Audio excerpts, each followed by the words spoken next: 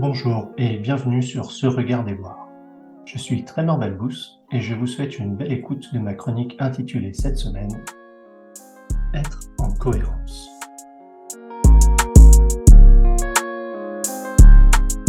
Être en cohérence. Il y a avant, après et maintenant. Avant, j'avançais sans réelle connaissance de la notion de conscience et j'avais souvent l'impression de subir. Après, j'ai découvert l'influence du développement et du niveau de conscience sur ma relation à l'expérience de l'instant et au sens que j'en fais. Maintenant, je pratique ma présence à la qualité de conscience qui me permet de me regarder voir, être en cohérence. Je cherche à me rapprocher de ce qui est, curieux du sens que j'en fais et de la résultante pour moi et les autres, que j'espère générative. Et vous, le niveau de conscience. Depuis plus de 10 ans, j'étudie et pratique assidûment la théorie intégrale et plus spécifiquement sa dimension développementale. La plupart des formations que j'ai suivies, coaching, facilitation et leadership, étaient dans ce champ de connaissances auprès de différents praticiens. Pour faire simple, en essayant de ne pas faire simpliste, cela pointe à l'évolution de notre conscience, de notre système de pensée, de notre système moral, de notre vision du monde, etc., selon différents stades progressifs au travers de 4 cadrans délimités par les dimensions subjectives-objectives et individuelles-collectives. Les théoriciens précisent que plus n'est pas synonyme de mieux. Cependant, pour beaucoup, dont moi pendant longtemps, il semble important d'aller vers les stades avancés en intégrant au mieux les 4 cadrans. J'ai trouvé beaucoup de choses très pertinentes pour moi dans ce cheminement. Il y a cependant une dimension que j'apprécie moins, celle d'une forme de supériorité des stades plus avancés, induisant le fait que le développement devient nécessaire et qu'il est de la responsabilité des plus conscients de développer les autres pour le bien de tous. On retrouve cette dynamique dans certaines façons d'approcher les organisations opales, utiles ou délibérément développementales, le leadership conscient ou même l'agilité. Cependant, je trouve que la théorie intégrale et sa dimension développementale restent des grilles de lecture très intéressantes, lorsque je ne les utilise pas comme un outil prescriptif. La qualité de conscience. Plus récemment, je me suis intéressé à d'autres travaux qui se penchent sur la qualité de conscience. Après déjà plusieurs années d'études et de pratiques, je crois commencer à saisir la richesse et la profondeur de cette théorie de pratique, même si je ne me sens pas encore capable de la partager aisément, telle que je la devine vraiment être. Paradoxalement, je crois que c'est pourtant assez accessible. Selon ma compréhension actuelle, la qualité de conscience est fonction de 3 critères en dynamique. 1. La configuration des éléments, ceux de notre expérience de l'instant, que nous discernons selon notre orientation.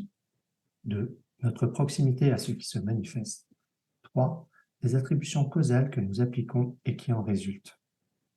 En d'autres mots, dans mon expérience de chaque moment, ce qui est vrai pour moi dépend des éléments de mon expérience que j'y inclus, de la manière dont je les configure et des liens de cause à effet que je considère dans le passé et que je projette dans le futur.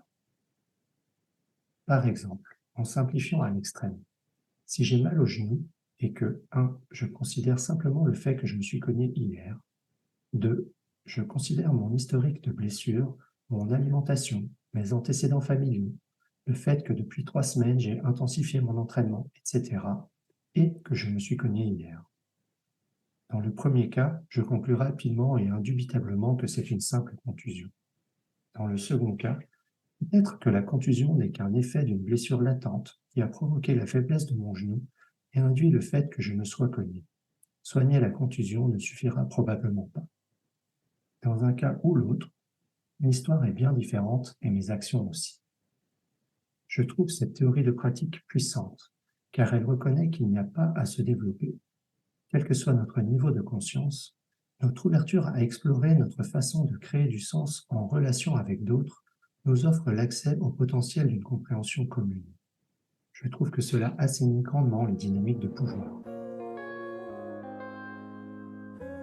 Le groupe et la coaction. Comment percevoir ma propre qualité de conscience puisque c'est elle-même qui me permet de faire du sens du phénomène vécu? Pour la saisir, il me paraît indispensable de pratiquer en groupe tout en me regardant voir ma propre expérience. C'est à la fois les interrogations, le partage et les feedbacks des autres, ainsi que les écarts perçus, qui me permettent de déceler les absences, d'explorer d'autres configurations, un autre récit, et d'expliciter les orientations, valeurs et intentions profondes souvent implicites. Dans le même temps, la présence de l'autre agit sur moi et me transforme, tout comme un organisme dans un milieu de culture va évoluer en lien avec son habitat. Cette dynamique est nommée coaction par Haskell et présente 8 résultantes possibles de mon interaction avec le groupe. La 9e, 00, est le moment initial, le début de la conversation par exemple.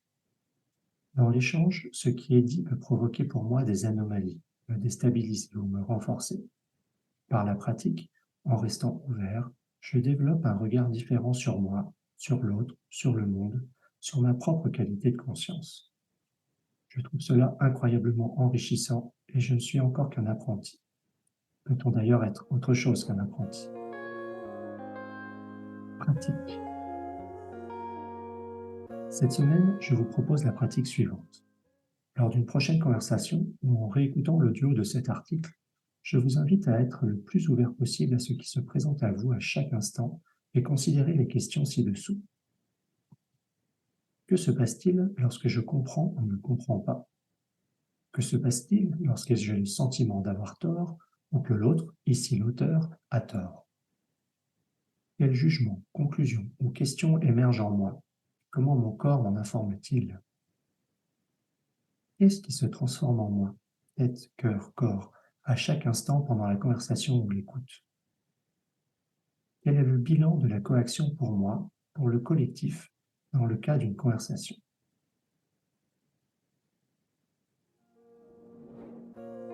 La qualité de conscience dans l'organisation. Je suis touché et attristé par ce qui m'apparaît être une absence de considération de ces aspects du fonctionnement humain, notamment les interactions dans les organisations. Est-ce l'orientation mécanistique, capitalistique, court-termiste qui influence elle-même les limites qui sont imposées aux éléments pris en considération et aux configurations possibles? Est-ce le fait d'une orientation sur le temps court qui pousse à ne pas prendre le temps de traiter ensemble les anomalies, les injonctions contradictoires pour nous reconfigurer dans le collectif? Peut-on parler de qualité de conscience d'un groupe? Si oui, quelle attention le groupe accorde-t-il? Il me semble pourtant que l'impact d'une telle pratique intentionnelle pourrait être significatif face à bien des défis rencontrés aujourd'hui dans les entreprises ou dans la société.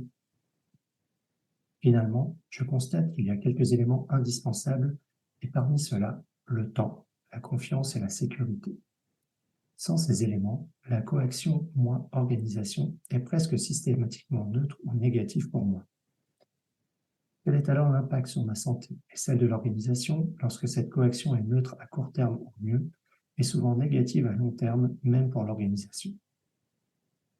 Je m'interroge alors sur les conséquences sur ma qualité de conscience dans ce contexte, les interprétations des événements alors formés et les décisions qui en découlent. Comment préserver mon intention de générativité? Pour résumer, un biais développemental induit des dynamiques de pouvoir. La qualité de conscience est différente et déjà présente.